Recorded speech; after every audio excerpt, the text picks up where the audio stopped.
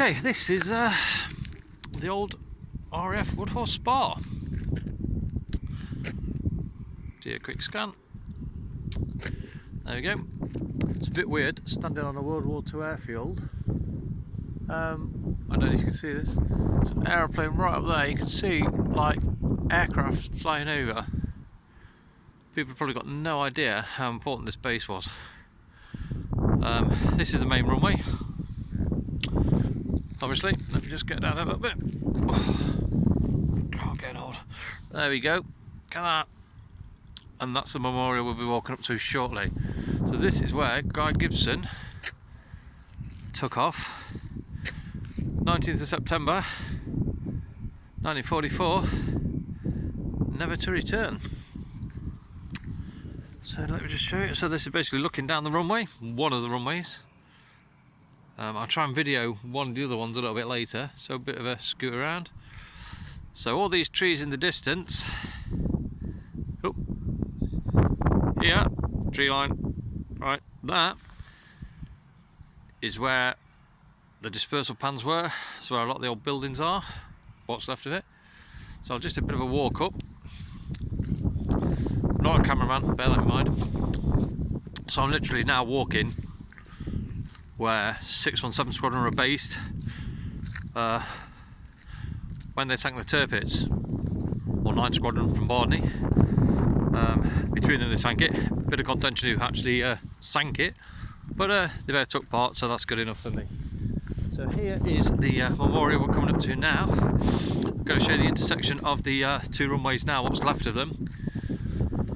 Quite an interesting fact, 19th September 1944, the Guy Gibson fatal mission left here. 1951 hours. Now I came here because I'm stupid in the middle of the night, pretty much. I was on this runway here at 1951 last year.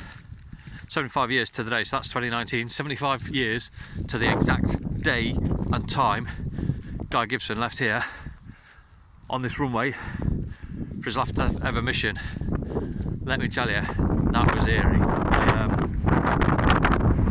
I have an app on my phone. I did some calling out, and I've been here about 6 minutes, and then I was calling for Guy Gibson to give me a sign. Okay, and you can hear on the video there's nothing happening on this video. I'll try on this tape recorded thing. I'm going to try and work out a way to get it on the internet because it's really interesting. What I did, I was calling out for Guy Gibson, asking him basically to give me a sign, and exactly when I asked that, a dog barked. Could be a coincidence, but as you can see, we're in the middle of nowhere pretty much. The house over there, right in the distance, I don't know if you can see that. There. It doesn't come from there, it came from somewhere over here. I'm sure it did. As you can see, it's a little bit desolate. No other houses around, nothing for miles. I always ask myself what the hell I'm doing when I'm doing this. But anyway, yeah, so basically this dog barked, okay, for sure, 100% guarantee, I swear to you on my life, I'm going to try and get the record. And I said, that's a bit freaky. If that's your dog, can it do it again? The dog barked twice more. I asked for it again, it barked again. After that, I didn't hear it before, I didn't hear it after. It's a 90-minute recording, 6 minutes, 12 seconds in, I think it is. I ask, you hear the dog. Then I asked twice more, you hear the dog, as I ask. Then, that was it. I didn't hear it again because I didn't ask for it. That is strange. So this is the intersection of the runways. This is one runway here, obviously. Okay, goes this way. Still quite a bit left, really. This is the runway I'm stood on at the moment. Just ends up. And a pond there. I suspect there's probably some stuff in that pond if you dug deep enough. Not that I'm suggesting you do. And it does go quite a way here, to be honest. Here's your memorial. There's some flowers I put down here on the 19th of September. I don't think for a second they'll be here. Judging how windy it is, they're probably in Lincoln. But here we go. The roses are still there, so that's good. So for anybody that can't read that, in memory of Woodhall Spa Airfield, opened 2nd of August 1941, closed October 1967, dedicated to all units and personnel based here. Airfields of Great Britain Conservation Trust, unveiled by Wing Commander John Bell, MBE, DFC, President of the 617 Squadron Association, who flew from this airfield in 43-44 with numbers 619 and 617 Squadron, and Kenneth P. Bannerman, Director General of the Airfield of Great Britain Conservation Trust, 13th of May 2018. I was actually here for that unveiling. There was quite a few people here, I'll be honest. There was obviously John Bell, DFM, bombed the Tirpitz for anybody that doesn't know. Well, he was on the raid, I'm not saying he did it personally. There was Benny Goodman here as well, he took part in that raid. There was Johnny Johnson, the last dam buster. Mary Stopes Rowe, daughter of Barnes Wallace, obviously who invented the bouncing bomb and the Grand Slam that actually sank the Tirpitz in the end. Then we had, well, tall boy, whatever, but big bomb, you know, if it's £8,000, £12,000, if it's landed on your head, it's irrelevant really. But yeah, basically, so the daughter of the man that invented the bomb was here, along with two blokes that took part in it, plus a lot of sons and daughters and relatives of original dam busters that took part in the dam busters raid 16th and 17th of May 43. Including Big Joe McCarthy, his son. Big Joe McCarthy was the one who flew with Johnny Johnson. He was Johnny Johnson's pilot. There's quite a few people here. There was also Leonard Cheshire VC, his son and daughter, Jeremy and Elizabeth. They were here too. I was still talking to them, which was absolutely surreal. As you know, it's a bit bleak. It's a bit windy. Sorry, that's my hat blown off. And so we'll have a bit of a walk around. So here's the ones that are still here. The one that I put to Guy Gibson. Goodness knows where that is. But as you can see, people have to put heavy rocks on to stop them blowing away. So they could be absolutely anywhere. Let's have a quick wander. Okay. So this is the end of the runway. So across here, let me just zoom in a little bit. Sorry, I'm not a cameraman. Okay. So in here, in these trees, are a lot of the old buildings from Woodhall Spa. There's a dispersal pan across there as well. That's now a park called Ostler's Plantation. We've been there. There's still some bits and pieces, still some bomb racks, stuff like that, like where they used to load the bombs and stuff. They're still there. A few other bunkers, some old buildings. Some I know of what they are, some I haven't got a clue. But yeah, basically in that tree line, that's where it was.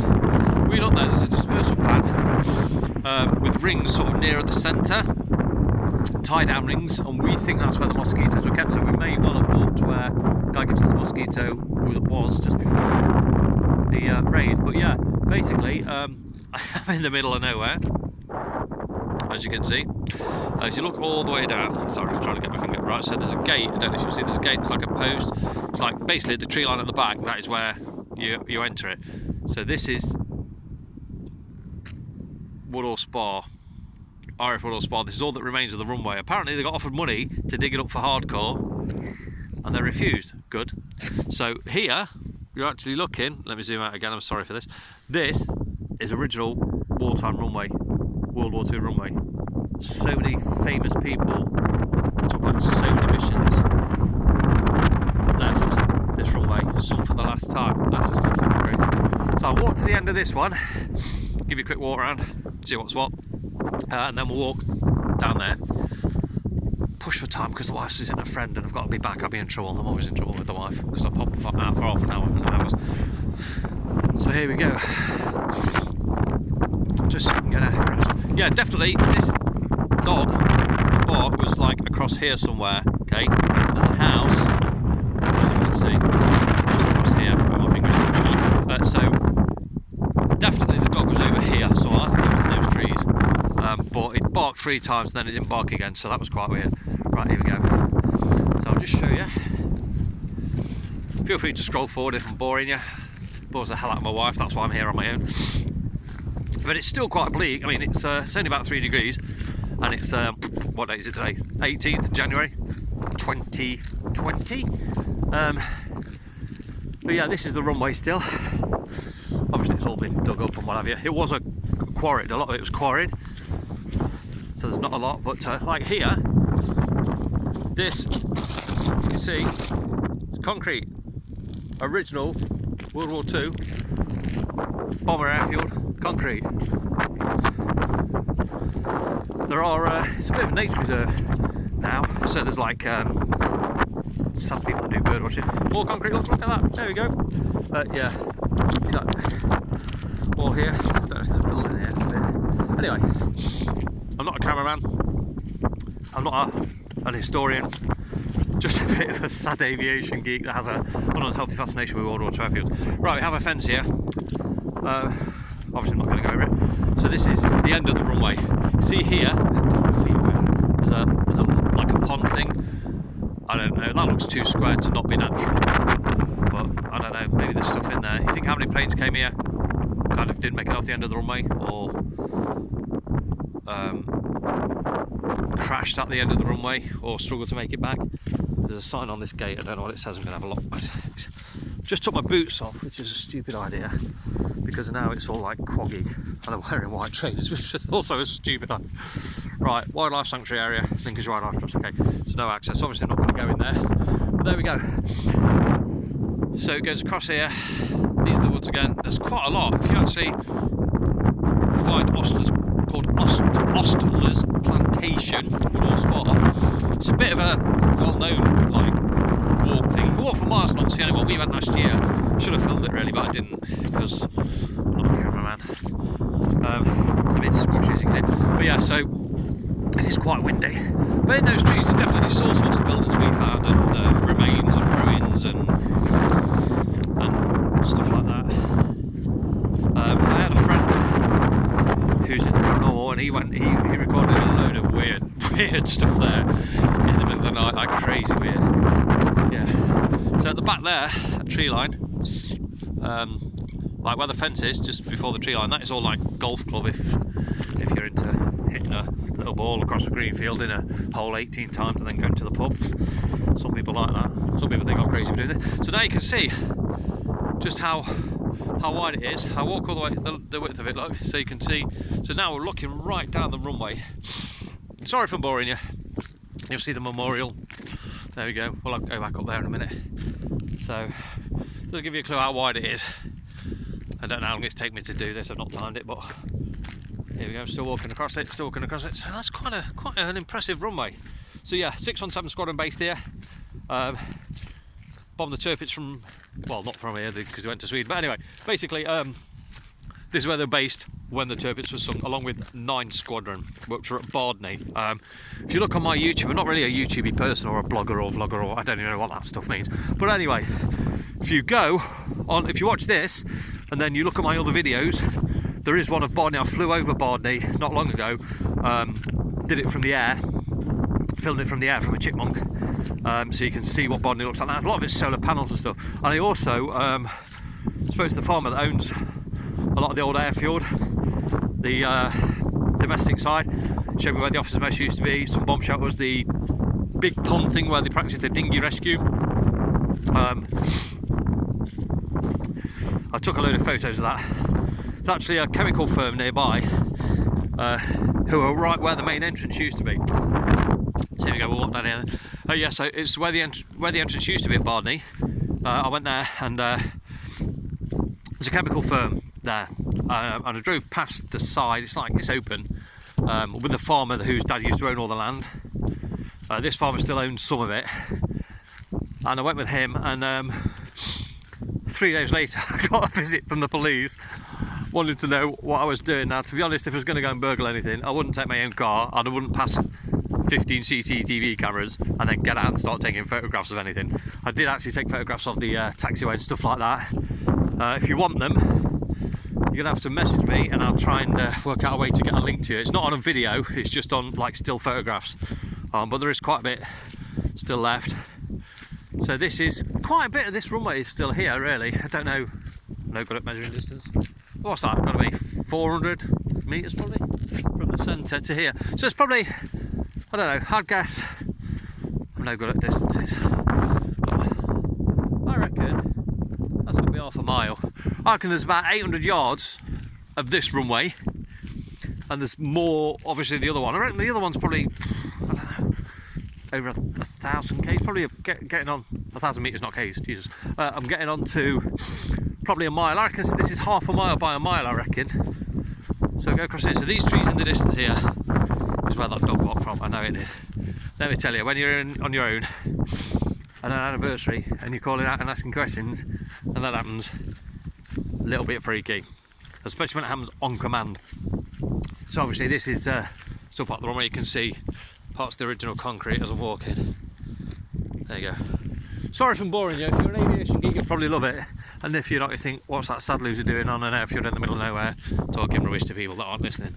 But it's just one of those, what it is basically, I'm leaving the country later in the year, and I'm not coming back. So I want to get a load of these for prosperity, like film them,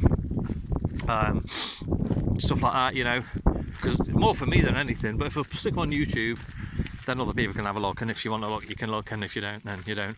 But where I'm going, there's no history, no World War II history, there's no bomber airfield, anything like that. So I don't actually know how I'm going to cope, because I seem to spend most of my life on old World War II airfields, at all hours of the day and night, basically walking in the footsteps of heroes. So for anyone that doesn't know Guy Gibson, shame on you.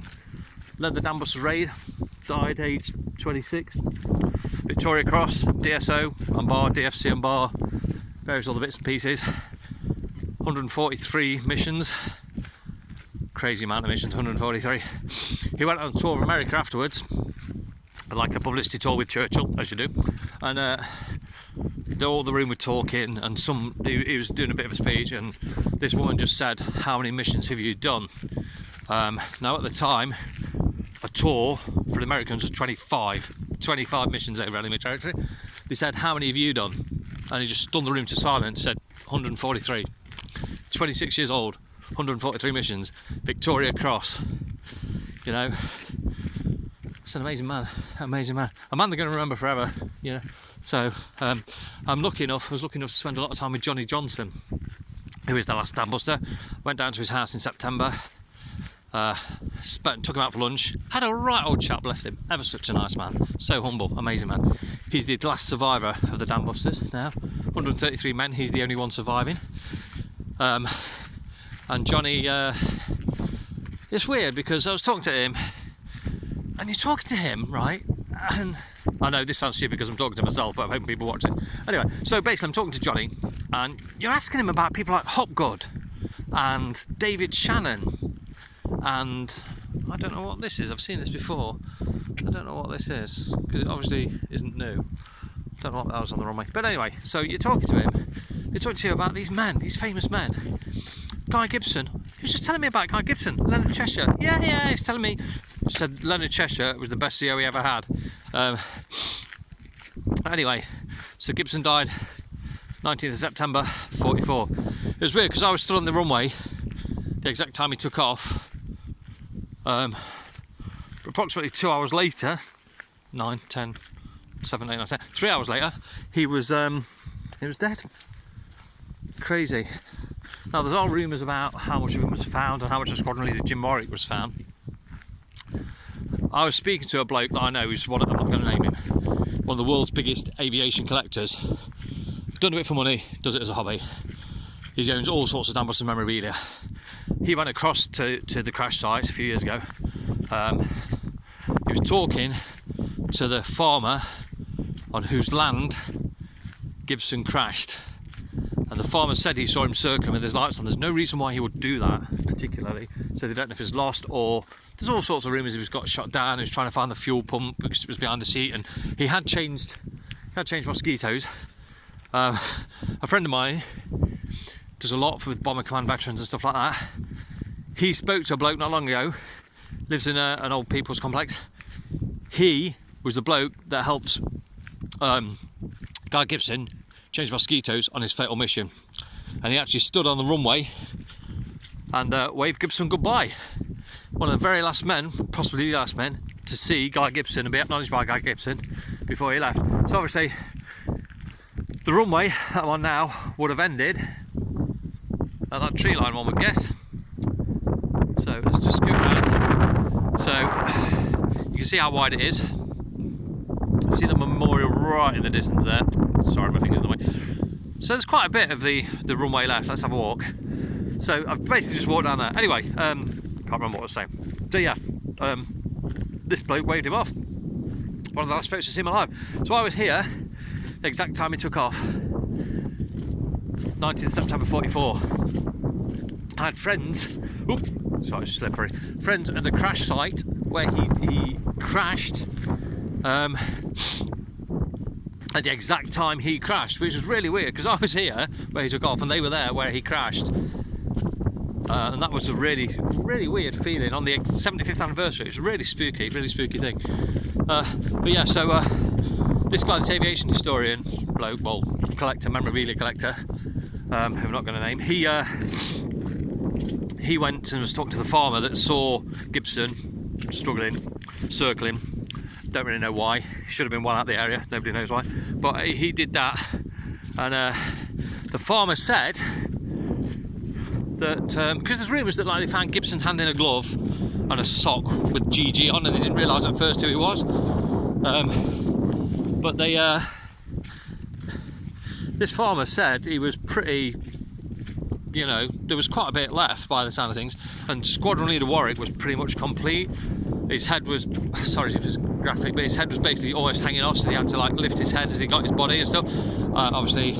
And he had the wallet. They found the wallet with loads of stuff, and normally you're not allowed to carry ID and stuff like that, but kind of Gibson did. And he handed it to this German soldier. I mean, could you imagine the stuff that was in that wallet? They didn't know at the time. I'd love to know what happened to that. I've also got a friend that has got the same friend that's the aviation memorabilia bloke.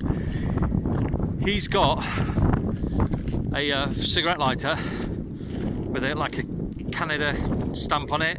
It's got Wing Commander on it, and we believe, but we can't prove, that was given to Gibson in Canada, and we believe he had that on him when he died. Now I've held this thing in my hands, and it's had a hell of an impact, and we believe that was probably Gibson's and it was on him when he died, but obviously we can't prove it.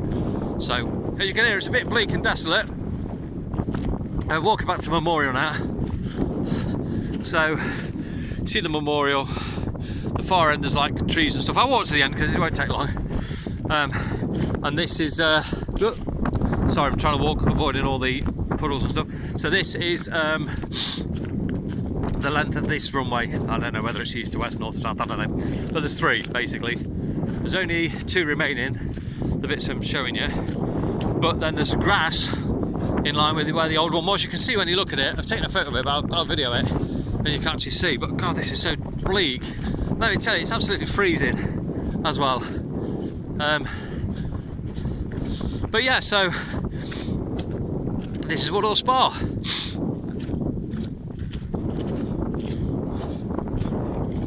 I mean, I don't know how many famous men have flown from here. I know Johnny Johnson flew from here, I know that. Obviously Gibson and various others. I should know more of the history of it, to be fair, but since being married and having kids and stuff like that, unfortunately I've not had the time I used to have to do it all. But right, so we're still walking towards the memorial now. I will upload this on YouTube. It's going to take like 3 hours or something. I don't know how long it's going to take, quite a while. But obviously to get on here, it's actually, there is like security gates and stuff to stop cars coming through. There's a pedestrian security gate. Obviously you need to know the code to stop vandalism. It's disgusting that that may happen, but there we go. But now, probably as you can hear, it's being very windy. It's this is the reason that people have put stones on the wreath and stuff, just to stop them blowing away. I mean, it's a shame because I was here for the unveiling. So Mary Stopes Rowe was here, bless her, and she only died last year. She was fascinating in her own right. But obviously, her dad, Barnes Wallace, designed the Wellington, obviously.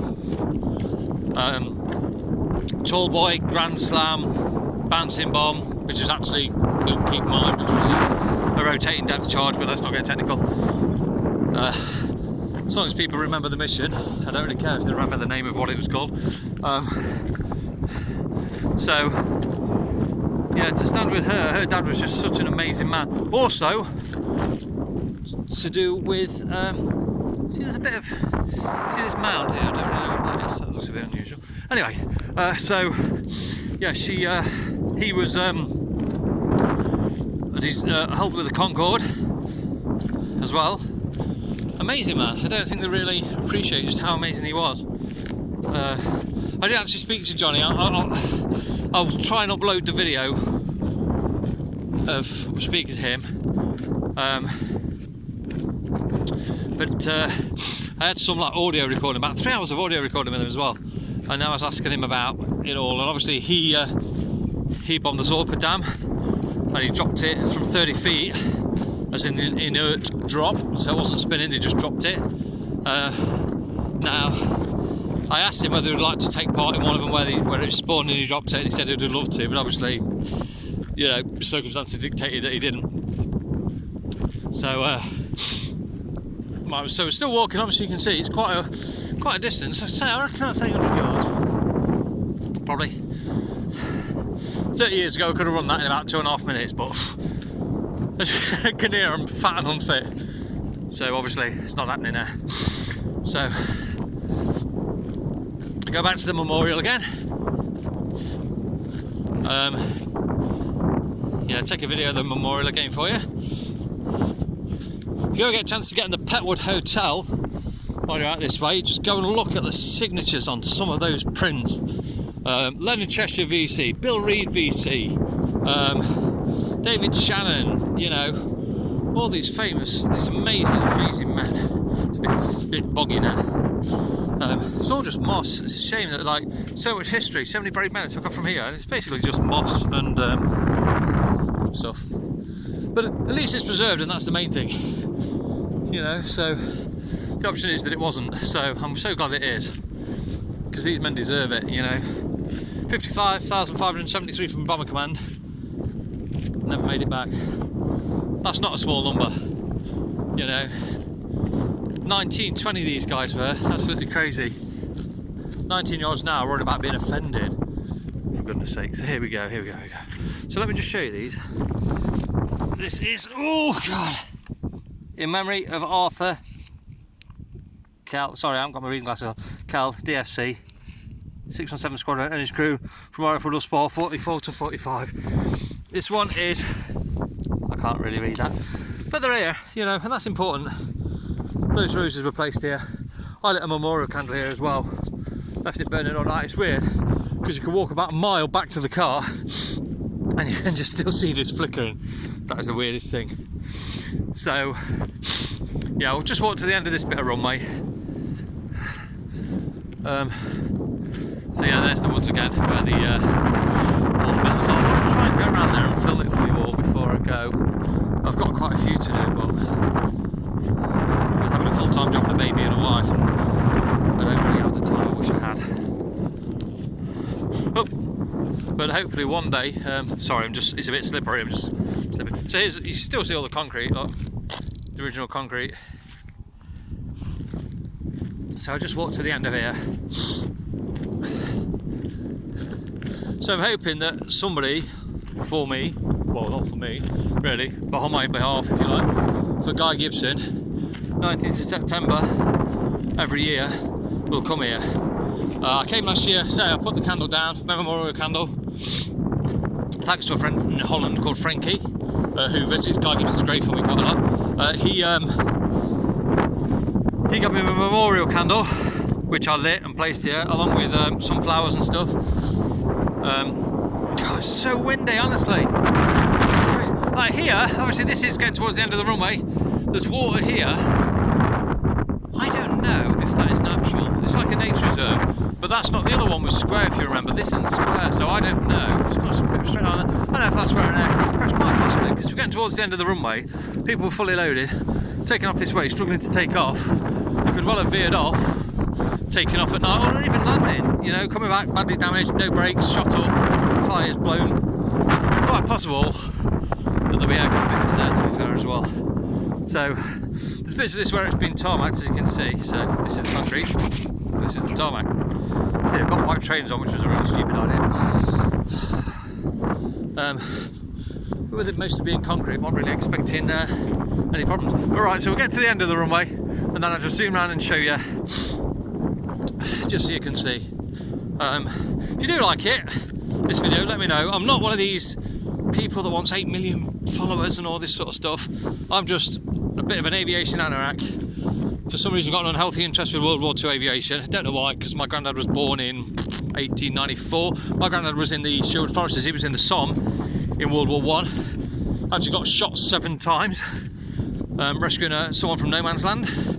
Survived it. He had my dad in 43, so he would have been 47. And then he died in 77. Now I was 6, because I was born in 70, so I was 6 going on 7. I remember going around to my granddad's. Never really talked to him about it. As a kid you don't, you know. I wish I had now, looking back, I wish I had. Because I bet he had a hell of a story. So yeah, I don't know where my World War II aviation has come from. It's aviation interest. I remember in 76, 77 I went to Waddington Air Show and I saw the Lancaster for the first time and I was like, wow, I was absolutely gobsmacked. So yeah, this fence, basically the end of the runway really. I don't know if it used to be. That's the golf club across there. I suspect it probably was the end of the runway looking at it. I'm sure proper aviation geeks will probably know how to find signs for it and all that sort of stuff. So yeah, here we go. So I've put my back to the fence, look. It's electric, I make a funny noise. Right, so let me just zoom in a little bit. So here's your memorial. Okay, and then obviously the runway goes right down to the far end. Oh God, sorry, I'm trying to do it with my finger. I don't know where my finger's gone, it's because I zoomed in, you can't see my finger. Basically this tree line at the end, so that's quite a decent thing. Obviously you can see how wide it was. Zoom out again.